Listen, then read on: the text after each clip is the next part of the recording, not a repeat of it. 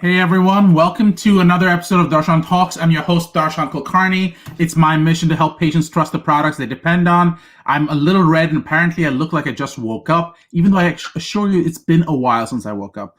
I'm with my friend and I'm going to talk about that a little bit more. But as you know, I'm an attorney, I'm a pharmacist, and I advise companies with FDA regulated products. So if you have if you like to think about drugs, wonder about devices, and consider cannabis or obsess over pharmacy, this is the podcast for you. As you know, I have these discussions because they're a lot of fun and because I find myself learning something new each time. So if you please like, please leave a comment, please subscribe. It helps me know you're listening and keep these conversations going. If you want to find me, please reach out to me on Darshan Talks on Twitter. Go to our website at darshantalks.com. Today's podcast is going to be amazing. If you're a pharmacist, you want to listen in. If you are in reimbursement, you want to listen in. If you are in trying to figure out what's going on with this whole CVS deal, you want to listen in because our podcast today is going to be about PBMs. So if you are in marketing and you're wondering why your physicians are prescribing the way they are, if you are a pharmacist and you're going, why am I not being paid anything? This is part of the conversation. Today's guest is the National Managed Care Practice Leader for Wills Towers Watson, and he is a avid hunter with a weird with I'm gonna call it a doe for lack of a better term, or antelope. I'm not sure which one it is. It's a buck. It's a buck. There you go. But it sings. It sings. It's not plugged in right now, so we can't make it sing. But next time, we're going to make it sing. So stay tuned next time when he comes on. We're going to have a singing buck. Our guest today, like I said, is my friend, the National Managed Care Practice Leader for Wills Towers Watson, Kenneth White. Hey, Kenny, how are you? Good to see you. It's been a while. I am doing great, sir. How are you? I'm good. I've had a lot of fun just prepping for this call. A nice haircut, by the way. The call just started. Was that? Nice haircut. All right. You told me that I looked like I just woke up. I'm like, I don't know. But I hadn't seen you with the haircut. See, mine's just pulled back in a ponytail. Oh, you reached that stage of COVID where you can't let it go on anymore. Okay. So we've rocked. See, that was my dream, and then I realized I can't grow it enough. Yeah, mine. Well, I started doing it that way, and then I decided I was going to get it cut, and then I realized that if I cut it, all of the bald spots that have developed on the top are going to show a lot more than if they leave it like this. So I opted to leave it like this because I'm vain and didn't. It actually works for you. So and plus, it's like automatic plastic surgery; it just pulls all your skin back. Yes, it does. I look less like Santa Claus. Well, I look more and more like Santa Claus. That was part of the reason I landed up shaving. I was like trying to trim it down, and then I realized I went one cut too far, and then it was time to shave. Yeah. But yeah, we're actually losing people going, I don't want to listen to this inane talk. Let's talk about something that matters. Let's talk about PBMs. So Kenny, I'm going to tell you this from the perspective of a pharmacist, PBMs are our bane. From the perspective of a consumer, PBMs are our bane. From the perspective of a physician, PBMs are their bane. So what are PBMs and who are they actually serving? They are serving all of those populations. And the bane part is more of a misconception based on PR and politics than it is on reality. As with most things healthcare, what most people see is the tip of the iceberg. The real thing is beneath the water. Okay. So PBMs, depending upon what type of PBM is involved, PBM simply stands for Pharmacy Benefit Manager. So pharmacy benefits come from basically ERISA or government or church welfare benefit plans where you are entitled to drug benefits as part of your health care plan. That also comes through with Medicare, Medicaid, work comp, not just commercial or individual health plans. So in most cases, even the very largest of the health plans, they do not manage their own pharmacy benefit management directly. It is outsourced. It may be outsourced to an entity that they own. such as Optum RX is owned by United, Express Scripts is owned by Cigna, Caremark is owned by CVS Aetna, so Prime Therapeutics is owned by a number of the Blue Cross Blue Shield plans. So those entities, even though they're owned by health plans, they are outsourced resources for the entire industry. So those entities actually handle the relationship between what we refer to as life sciences, which would be the pharmacy benefit, the pharmacy manufacturers, the distribution, all the way through retail pharmacy, and the health plans that handle the payment or reimbursement for the medication. So it's a middleman, as you might see fit, but I mean, because they are experts at what they do, although extraordinarily complicated in terms of reimbursement, basically what PBMs do is help create formularies for what is or is not included in a benefit plan, and what they call tiering, which is you get different benefit richness. Some things may be paid at 100%, some things may be paid at 70 or 50 based on the tier of the drug. Then they handle contracting between the plan and the manufacturer distribution mechanism for the drug. And then they can get into behavior modification for patients, members, physicians, pharmacists on dispensing and use. Plus, in many cases, they get involved in specialty pharmacy or compounding pharmacy, depending upon the size of the PBM, where the very highest cost drugs reside, because those are the infusion drugs for chemotherapy, for other things. For instance, now it's lost my name. What was the Hep C drug name? Oh, I'm blanking. Sorry. I blanked too. It'll come to me in a minute. But I mean, originally when that drug hit the market, it was $200,000 for a regimen. It was supposed to cure Hep C, and from all intents and purposes, it did. But if I'm a health plan and I'm looking at this from a economic perspective, I'm going to have this member on my health plan for X number of years, maybe a year, maybe 3, maybe 5, could be 20, but probably not. And I'm going to, this member is going to cost me $200,000 for a Hep C product that is probably going to cure them, but will not prevent them from getting it again. So depending upon how they got it, what their behavior was, or how they ended up with hepatitis C, it might reoccur, because it's not a preventative drug, it's a cure. And if I'm going to make, a very, very small percentage of $200,000 off this person, and may not have any concept that it's not going to reoccur again, then it doesn't make any sense for me, because I can pay for their care and treatment without the cure at a whole lot less rate than I can pay for the cure. Right. But you bring the cost of that drug down to $60,000, then it makes perfect sense for me to pay for it. And the PBMs were very instrumental in reducing those costs. And that goes across all types of drugs. I mean, obviously generics, are basically cost plus. Really doesn't make any sense. I mean, if you're making generic drugs at $1 a pill or 50 cents a pill, then you add the expense of getting it from the manufacturer to the outlet to the bottle to somebody else. So the 50 cents a pill drug costs $4 at the retail pharmacy. Those are mainly just logistics. It's the non-formulary brand drugs, the Eliquises, the Humiras, the stuff that you see advertised on TV direct to the public all the time. Those things where the PBM industry really comes involved. Plus, they're very, very significant in education.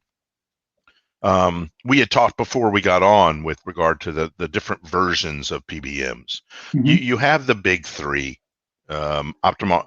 Well, so I guess let me actually put that question out there because I want to later on to chop this up. But you've mentioned that there are different types of PBMs. What are they, and why are they different? Okay, so there are full service PBMs. There are really only 4 or 5 of those. CVS Caremark, which is a combination of multiple companies that CVS bought over time. Optum RX, which United Health Group started from the ground up, but then added to it by acquisition. And then Express Scripts, which was a ground up thing as well, but then they grew much larger when they also acquired other entities. And then you have Prime Therapeutics. So those 4 probably control 80 to 85% of the market. Those are considered full service PBMs. They do everything soup to nuts. Okay. As with every other large company, they may or may not do what they do very, very well. But in terms of mass distribution, mass impact, it's like what do we used to say about California when the fad started? It will move its way, West, yeah. Or what you can't get fired for buying Hewlett Packard. What they used to say that with regard to IBM or whatever it was. So those, if they change their formulary methodology, everybody else is going to follow. Okay. And those entities get the biggest rebates. They get the biggest discounts because they have the biggest volume. And so from a straight full purpose PBM, those are the ones that everybody follows. Those entities provide soup to nuts, contracting, formulary, education, mail order, retail pharmacy outlets, what else? Specialty pharmacy, compounding pharmacy. They do it all. You can go all the way to the other end of the spectrum where you have niche small PBMs that cover 5, 10, 15, 50, 100,000 lives as opposed to 80 million. And those entities usually work only with self-funded health plans, which, remember, self-funded health plans are managed care entities. They're just self-funded as opposed to fully insured. So those entities will hire usually one of the big ones, but not necessarily. And then they will bolt on some of the products offered by some of the smaller ones. Like there's a company based down here in South Florida. It's called US RX Care. That their significant additive value is not in the general PBM contracting stuff. They spend most of their time and effort on prescribing behavior changes. So educating physicians, educating pharmacists, educating the consumer, the public, the members of the health plans as to, what drugs they're taking. In many cases, you don't need the name brand drug. You can use a generic, or you can use a different name brand drug that gets basically the same outcome that is far less expensive.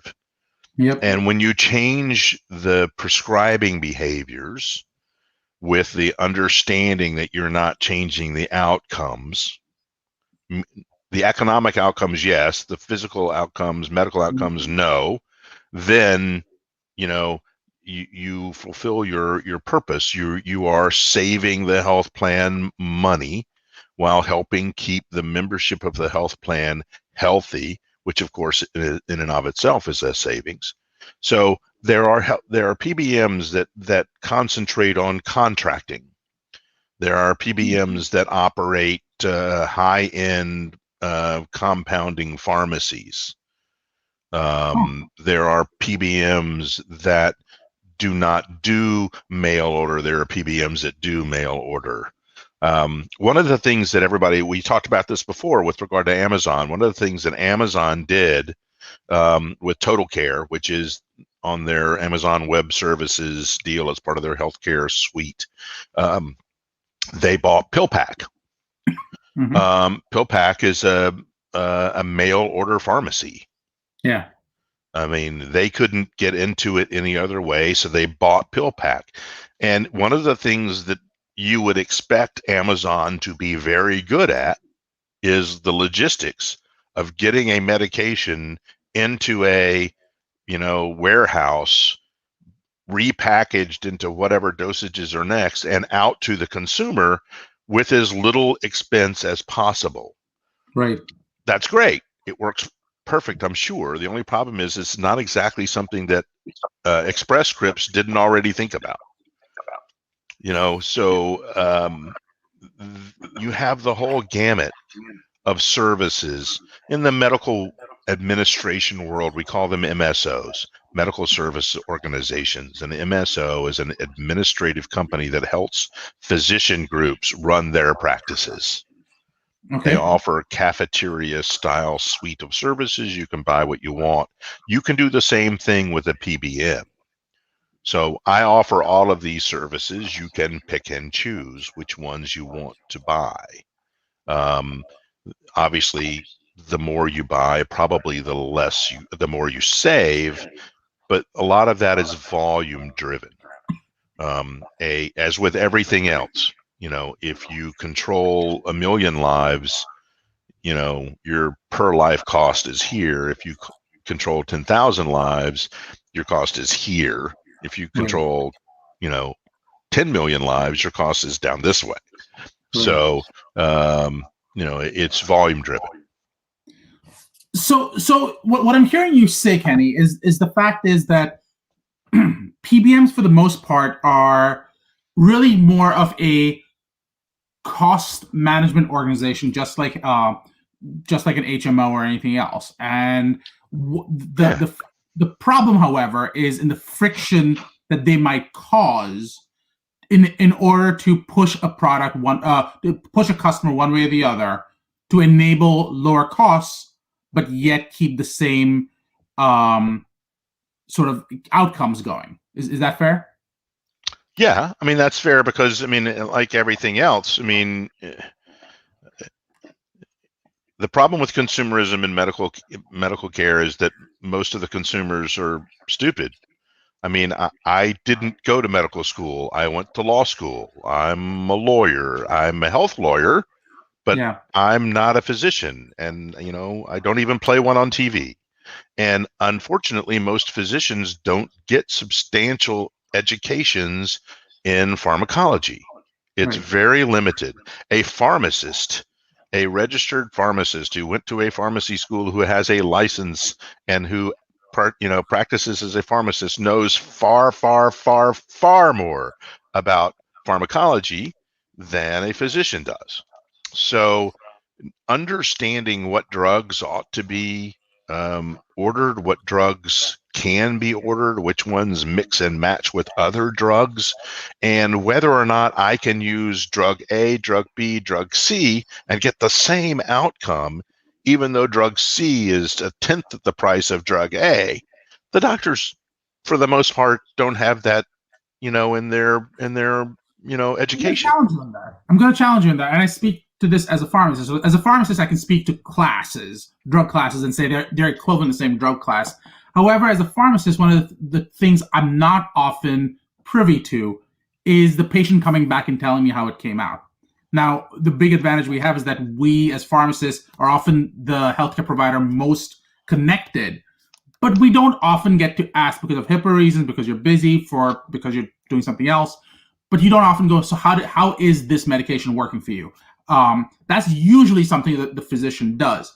So the pharmacist doesn't work and doesn't operate in that capacity, even though you're right, they might be able to get more bang for the buck if the pharmacist did. I guess my question, though, is pharmacists argue that the part they worry about with PBMs is the cost, and they're always being battered over the cost. Sometimes, and you'll see this often enough, and I'm sure I can get examples, where the PBM is literally offering below the cost of actual acquisition costs, like below the wholesale acquisition cost of the drug. So I guess my question is, how does a PBM come up with the pricing if it's not reflective of what an acquisition cost might look like? There must be something more to it. How do you have any details? Yeah, this is a very big picture, 40,000-foot explanation. Agreed. Okay, Yeah. so generic drugs are usually purchased at cost plus. Yep. So if it costs 50 cents to make, then it's probably $4 at the pharmacy counter, simply because they got to get it, package it, move it, consider it, repackage it, all that stuff. When you get into name brand drugs, where the pharmacies, the pharmacy manufacturers, people refer to them as big pharma. Sometimes it's not necessarily big pharma, but I mean the pharmacy manufacturers, they establish a price for that medication. Just like chewing gum, Wrigley's sells its gum to Walmart and Target and 7-Eleven and anybody else, basically at the same price. Right. So the price isn't materially different, coming out the door. Where the price changes come in are volume-driven discounts and rebates. So they're all volume driven. So you can get discounts on the price of the drug, just like it's a sale. Macy's 40% off, whatever, it's a discount that's given to certain people, and then there are rebates given based on volume. And if your rebate amounts are 15, 20, 25, up to 30% of the discounted amount of the drug, you can end up in certain circumstances where you're paying substantially less for a medication than another entity, although the price, it's like buying a car. I mean, the manufacturer's suggested retail price of the car is $50,000, but you just walked out of the dealer for 32. I mean, how did that happen? Or we're offering you manufacturer's employee discounts, so that $50,000 car is now only $40,000. Same basic principle.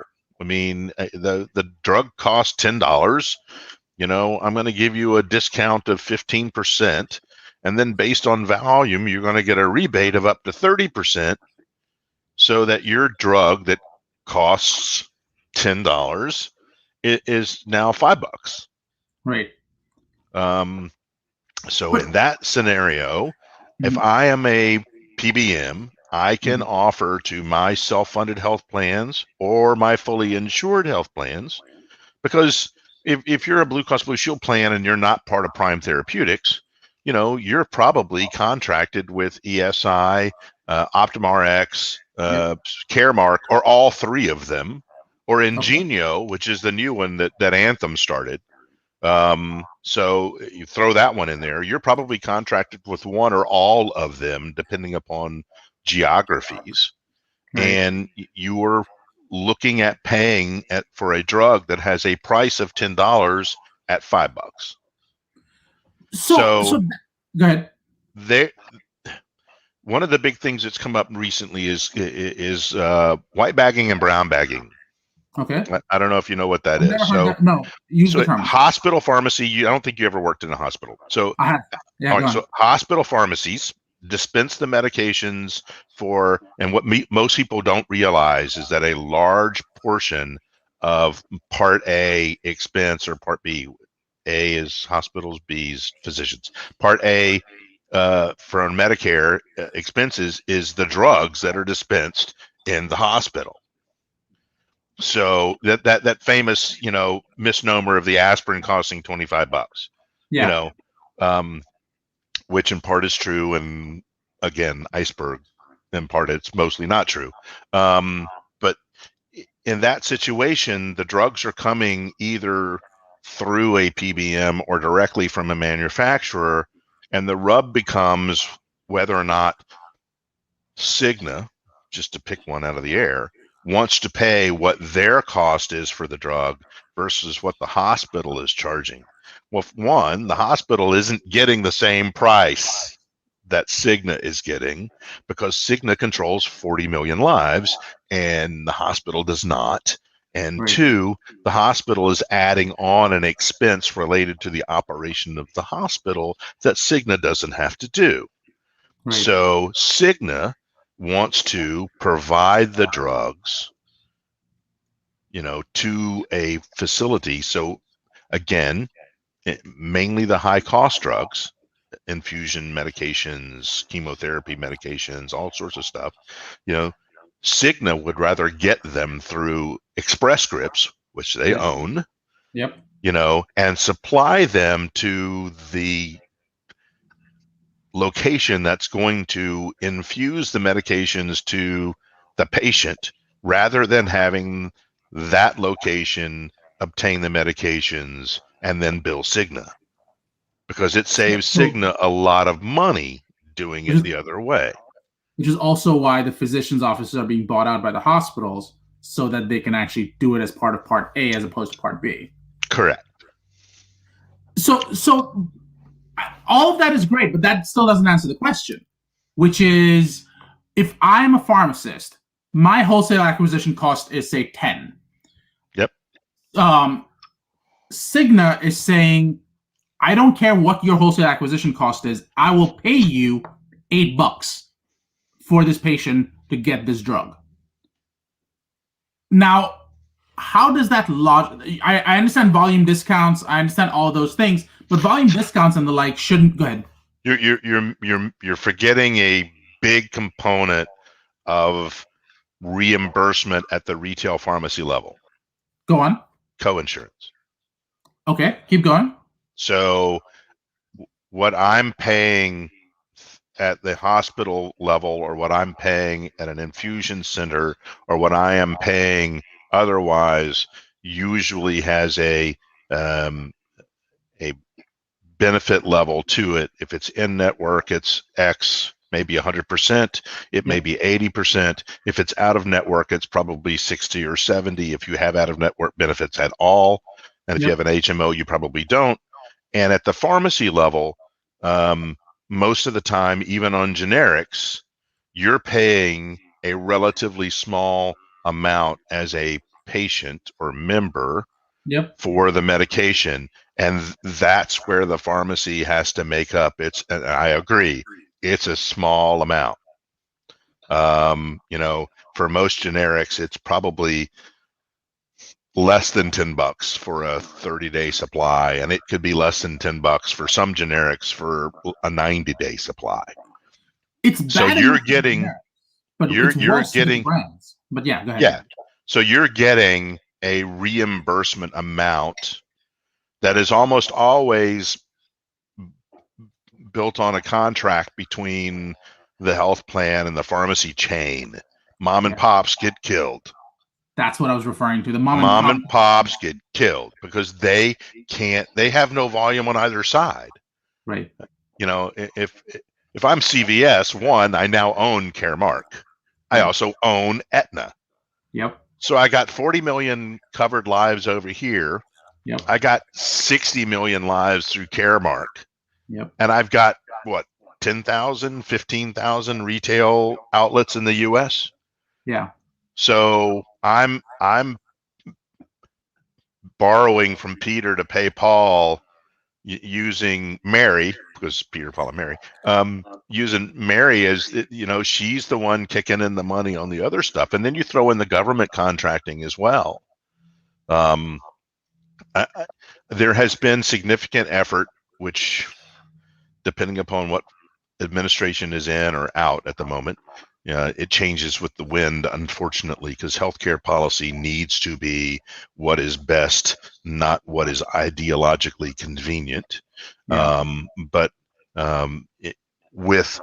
Many people are amazed at the fact that CMS, which is the Center for Medicare and Medicaid Services that runs Medicare and Medicaid nationally, that they do not have the same ability to negotiate prices for drugs that United, Aetna, Cigna, Blue Cross Blue Shield, that they have, or that, Bob's, manufacturing down here on the corner that's got 150 employees. Right. CMS can't negotiate that way for medications. And has never made sense to me why the government chose to do that, but I'm certain that there are lobbyists involved somewhere. But in that situation, I can contract as CVS with Caremark myself, to pay or get paid X for a drug. And then Aetna comes in, which I own, and adjust its benefit packages so that Caremark and CVS don't end up in a losing, situation. Obviously, Aetna has to manage its costs under the ACA for their MLR part, but they also have to manage their costs from their ASO business, their administrative services business, where they contract with self-funded health plans to provide all the administrative services. I mean, that's at a fee, and that includes what the costs of the drugs are in most cases. So they're all trying to maneuver those costs so that they don't, lose out either. Right. But I mean, that's one of the big things that United, Cigna, and Opta and Aetna currently have a leg up on everybody else because they own the continuum of care for the pharmacy. Well, that's the question, though, right? I agree with you. They own so much. I almost don't understand how it's not an antitrust issue. And again, I'm not an antitrust lawyer. I have no idea if you have antitrust knowledge. But to me, the fact that 4 market players decide basically what something's going to cost and no one else really has any impact on it, including, even though they aren't the majority buyer, which is Medicare and Medicaid, I would think that would be potentially an antitrust issue. Or am I wrong? Am I missing something really critical in this whole thing? Well, I mean, none of them have a true monopoly, so the Sherman Act wouldn't really come into play because they don't have that monopolistic power. Now, antitrust is based upon geography. So in a given marketplace, Chicago, for instance, pick Chicago, it's possible that you might have a monopoly in a given market. But if you're defining market as regional or national, then none of them have that type of power on their own. But if you put 3 or 4 of them together, they certainly do. Right. Now, in Clayton Act issues, or FTC Act, claims related to collusion or price fixing, those would all apply. But remember, these entities are all competitors. They're, and this is not, it's huge, huge, huge dollars. Yeah. But the margins aren't big. No, but they add up. If you make $300 billion a year and your profit margin's only, 5%, it's still a lot of money. 5% of $300 billion is a lot of money. So, the numbers sound huge, but the margins aren't that big. And so they're all having to squeeze, it's just like everybody else. I mean, they're trying to, I understand that when you say that, so-and-so, who was the CEO of Aetna or whatever, made $30 million last year, that's a lot of money. But for $100 billion a year company, it's really not. I mean, hell, Nick Saban, if you can see all the stuff behind me, I mean, Nick Saban makes $10 million a year coaching college football. I mean, it's really, everything with healthcare seems to have a different thing because it's healthcare. We attach different emotions to it. The finances behind it are different. Government regulations are different. It's used as an investment tool for a lot of people. It's also used as a very high-end benefit to offer to employees to keep people in, depending upon the cost of their health insurance. And obviously, drug costs are a big part of that. Yeah.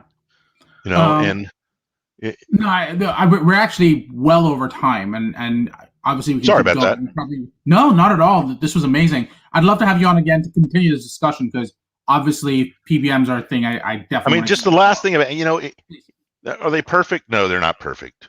They are not the evil that they are portrayed as. It is complicated. There is no way to make everybody happy.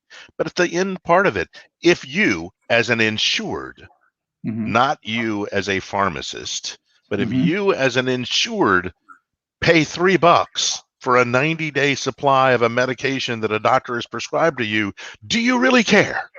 So that's the question. I don't care, but the question is, should a PBM be allowed, for example, and they used to do this contractually, not allow the pharmacist to tell the patient that it's $10 if you go through us, or you can pay $3 if you pay cash. And the pharmacist is going, I could save you $7, but contractually I'm not allowed to tell you. Yeah, that's, So you're right.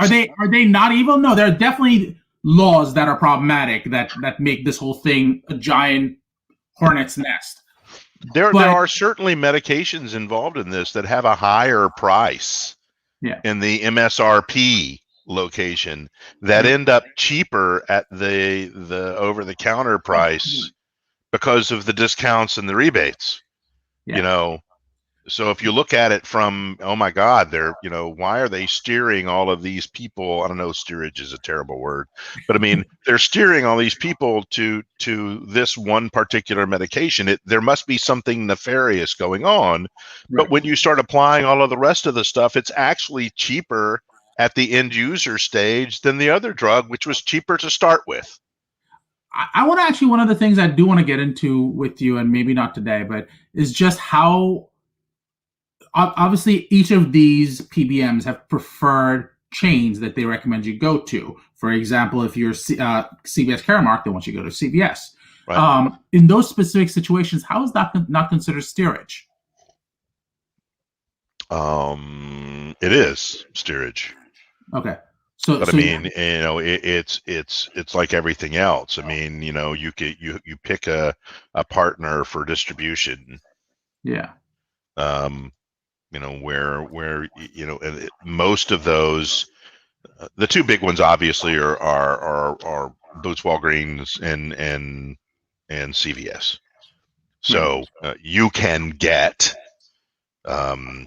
through ESI, Caremark, OptumRx will inundate you with emails and emails and emails about, oh, you need to check with us about this. But most of the health plans that drive the actual connection are self-funded.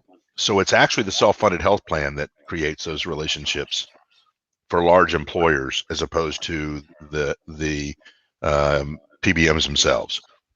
So if you have a Willis Towers Watson, 45,000 employees globally, large number of employees, or GM or Boeing or Amazon, any of those that have hundreds of thousands of employees domestically, their self-funded health plans have major clout, and they can go, I'm going to use ESI or PillPack or whatever they want to use to provide mail order services or PBM services, but I want a live pharmacy too.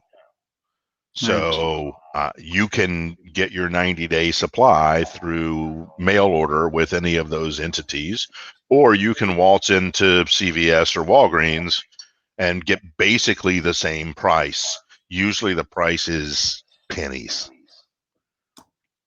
I've heard pennies difference. More than that, but okay. I mean, on certain drugs, I'm sure it is. I mean, but I don't take any of those. So, I mean, if you're talking about Eliquis or Humira or some of the more popular drugs where there's only 2 or 3 options, there's not 10 options. beta blockers, there's a million of them. Yeah. Umpresolol or Prilosec or all that kind of stuff, or your indigestion, heartburn stuff. There's a million of those. So the pennies. You're talking pennies. On the higher end name brand drugs, there may be a significant difference. And in that situation, I mean, if ESI, or OptumRx can offer you a cheaper price for the same drug than you would get from a retail pharmacy, then you'll take it. I mean, your Ford dealer down the street's going to sell you the car at $500 less than the Ford dealer 2 miles in the other direction where you're going to buy the car. Right, the cheaper guy. I guess I always just wonder how that plays out, but makes sense. Okay, so Kenny, quick question for you. What is a question you'd like to ask the audience? I would like to ask what we just said. I mean, if the price to the end user is cheaper, if my health insurance cost is relatively stable and I'm only paying for most drugs because most people don't use those high-end cost drugs, it is cheaper to me. Do you really care what happens in the stream above you? I like that, because the you in this case might include some pharmacists who might say, I absolutely care because it shuts down my business. Yeah, they may. But see, that's the other thing. We just had that cyber attack on the pipeline. Yeah. How many people in North Carolina, Virginia, North Florida right now that can't get gas because of panic buying more than anything else, but they can't get gas right now?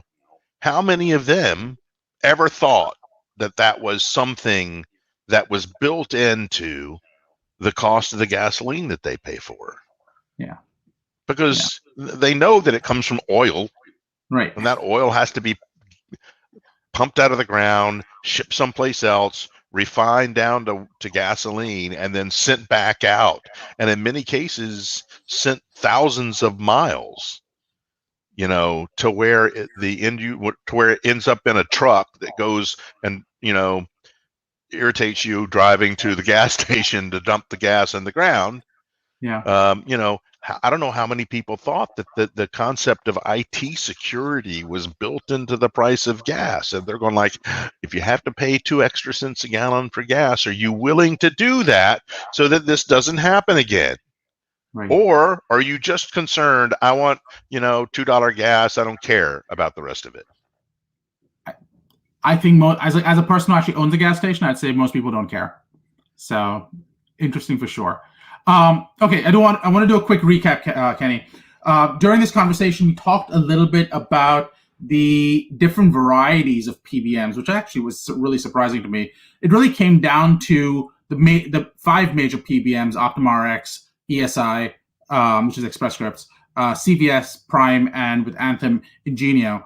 And then the types of services that they offer, which is formulary and tiering, contracting with manufacturers, behavior modification, compounding, specialty pharmacy, mail order, and then retail. And you talked a little bit about the full service versus the niche, where you talked about the big 5, like we said, but they really deal in the rebates and the discounts and the volumes. And then we talked about the niche, which really focused on things like prescribing behavior, contracting, talking about total care, for example, with Amazon. And we talked about MSOs.